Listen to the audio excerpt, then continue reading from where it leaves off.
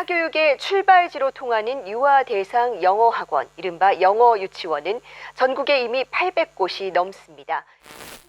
대한민국에서 가장 뜨거운 교육 트렌드 영어 유치원은 이제 하나의 필수 코스처럼 자리 잡았는데요. 실제 교육부 자료를 볼까요? 지난 2019년 615개였던 영어 유치원 수는 매년 가파르게 성장해 2023년에는 무려 800만 2개까지 늘어났습니다. 사교육을 시작하는 나이는 더 충격적입니다.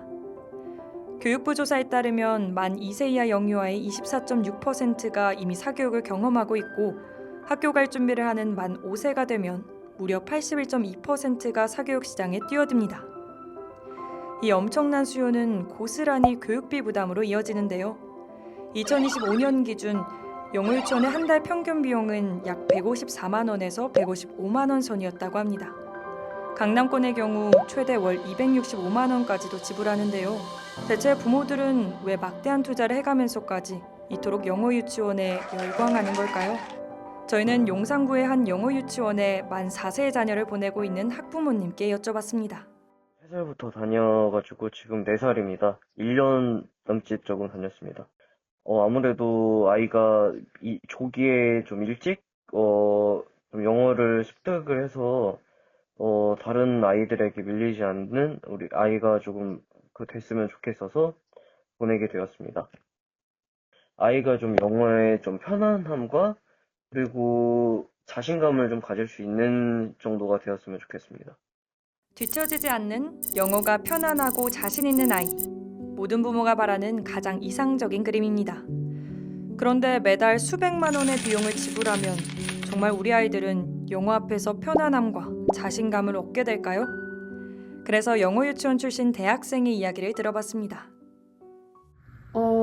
그 당시에는 이제 하루 일과가 수업을 우선 하고 단어를 외우고 뭐 영어로 카드 게임을 한다거나 뭐 연극놀이를 한다거나 이런 느낌의 수업을 진행을 했고 보통은 이제 말하기 위주의 교육이 진행이 됐었던 것 같습니다. 단어 외우기 숙제가 많았었던 것 같고 숙제 자체는 매일 있었습니다. 어린 나이에 한국어만 쓰다가 계속 이제 강제적으로 영어를 쓰는 환경에 노출되다 보니까 부담감이 좀 많았고 그러다 보니까 스트레스가 많아져서 부모님께 가기 싫다고 어릴 때 떼를 썼던 기억이 얼핏 남아 있습니다. 영어 유치원 덕분에 남들보다 일찍 영어를 시작하긴 했는데 그때 영어를 시작해서 그 이후로 잘하게 됐다 뭐 하거나 영어에 자신감을 가지게 됐다 이런 건 딱히 없는 것 같아요.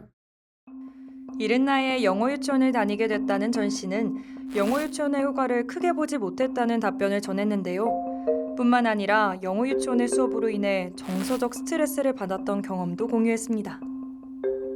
하지만 전 씨처럼 조기 영어 교육으로 정서적 스트레스를 경험한 건 소수만의 일이 아닌데요. 정부가 진행한 영어 유치원 정책 연구 보고서에 따르면 조사에 참여한 학부모 1000여 명 가운데 자녀에게 사교육을 시키고 있다는 응답은 37.1%에 달했습니다. 그리고 이 가운데 가장 많은 시간과 비용이 투자되는 과목은 단연 영어였습니다. 동시에 응답자의 26.7%는 자녀가 영어 사교육으로 스트레스를 받고 있다고 답했고 34.3%는 자녀와 갈등을 겪고 있다고 답했습니다. 적지 않은 아이들이 조기 영어 교육으로 인해 스트레스를 받고 있던 것인데요. 그렇다면 영어 유치원에서는 왜 이러한 문제들이 발생할까요? 이를 알아보기 위해서는 우선 해당 연령대 아이들이 무엇을 배워야 하는 나이인지 이해할 필요가 있습니다. 이를 위해 누리과정을 소개합니다. 누리과정이란 만 3세에서 5세 유아들을 위해 교육부와 보건복지부가 공동으로 제정하여 고시한 국가 수준의 공통 교육과정으로 유아의 전인적 발달을 목표로 합니다. 구성은 다음과 같은데요. 이를 통해 유아의 원활한 성장을 위해선 학습 능력 외에도 반드시 겪어야 하는 경험들이 있다는 걸 알 수 있습니다. 그런데 영어 유치원의 커리큘럼은 누리과정과는 조금 다른 양상을 띠고 있습니다. 다음 자료는 대표적인 학습형 영어 유치원인 피어학원의 커리큘럼 정보인데요. 보시다시피 언어학습을 제외하곤 누리과정에 명시된 필수학습 영역이 반영돼 있지 않습니다. 이처럼 영어 유치원의 교육과정은 언어 능력, 특히 영어 실력 향상에만 초점이 맞춰져 있어 누리과정이 강조하는 타 영역들은 충분히 반영되고 있지 않습니다. 이처럼 한쪽으로 편향된 커리큘럼은 아이들의 균형적인 발달 기회를 제한해 오히려 교육의 효과가 저하될 수 있습니다. 또한 많은 연구를 통해 조기 영어 교육이 그다지 효과적이지 않음이 입증되었습니다. 다음 자료는 영유아의 조기 영어 교육을 주제로 2002년 발표된 논문인데요. 만 4세와 만 7세 두 연령 집단을 대상으로 영어 교육 실험을 실시한 결과 7세 집단이 4세 집단에 비해 더 높은 효과를 보인 것으로 나타났습니다.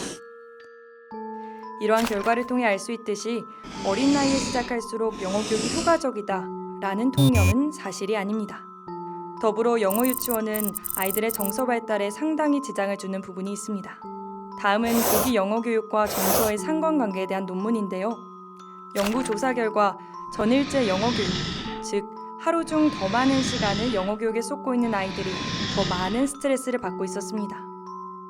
영어 교육에 더 많이 노출될수록 자존감 하락에 취약한 정서 문제를 보였습니다. 그러나 안타깝게도 영어 유치원 내부에서 이러한 아이들의 정서 문제를 케어해줄 전문가를 기대하기는 어려운데요. 영어 유치원은 사실 유치원이 아닌 학원입니다. 그렇기 때문에 유아교육법이 아닌 학원법에 적용을 받는데요. 그런데 학원법의 경우 가르치는 대상이 유아라 하더라도 유아교육이나 보육과 관련된 자격증이 꼭 필요하지 않습니다.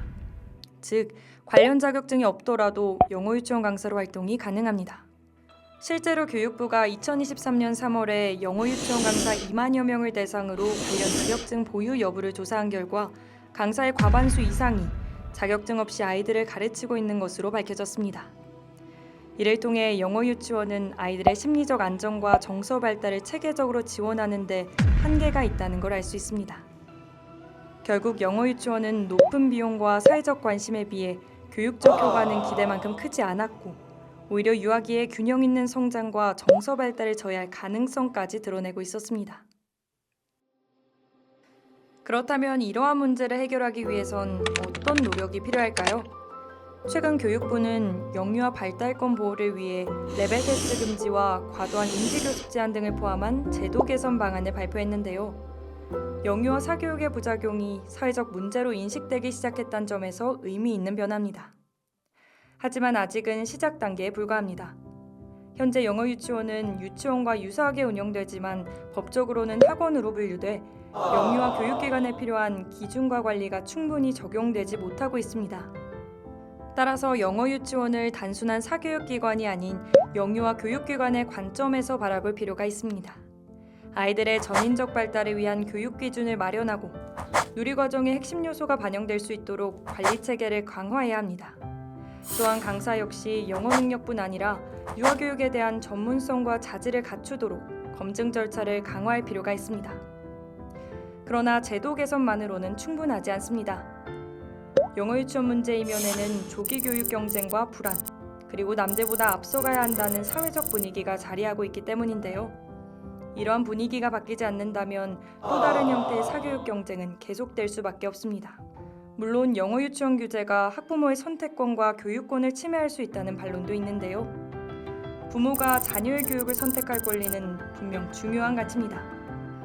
하지만 영유아는 교육 환경을 스스로 선택할 수 없고 과도한 학습으로 인한 부담을 충분히 설명하거나 거부하기도 어렵습니다. 따라서 부모의 교육 선택권뿐만 아니라 영유아의 건강권과 행복 추구권 역시 함께 고려되어야 하는데요. 특히 영유아는 사회에서 가장 보호받아야 할 약자라는 점을 잊어서는 안 됩니다. 결국 영어 유치원의 문제는 영어 자체에 있는 것이 아닙니다. 아이가 얼마나 빨리 배우는가 보다 어떻게 성장하고 있는가를 먼저 고민하는 사회, 경쟁보다 발달을, 성취보다 행복을 우선시하는 사회적 분위기가 필요합니다. 아이들을 경쟁의 대상이 아닌 보호받아야 할 존재로 바라볼 때 영어 유치원 문제 역시 해결의 방향을 찾을 수 있을 것입니다.